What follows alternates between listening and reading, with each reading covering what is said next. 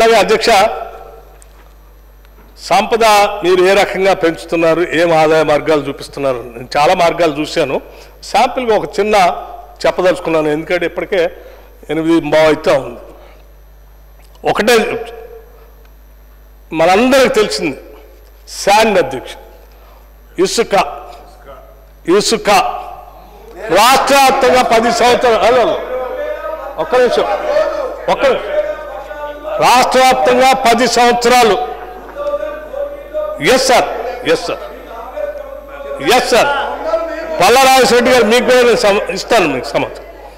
అధ్యక్ష అదే ఏమొద్దండి, ఉండండి, లెక్కలు ఉన్నాయి కదా, కరెక్ట్గా వచ్చే ఆదాయం ఇదంతా అకౌంట్లోకి వచ్చేది, దాస్తే దాగేది కూడా కాదు.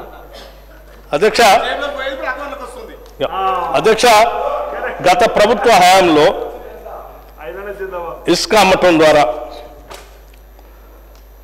రోజుకి సగటున 30,000 టన్నులు విక్రయం జరుగుతూ ఉండేది.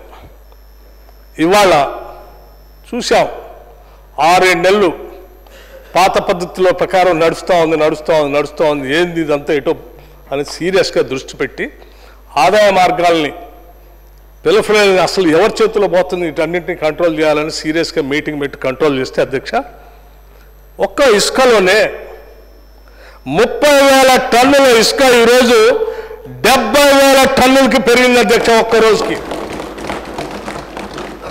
అంటే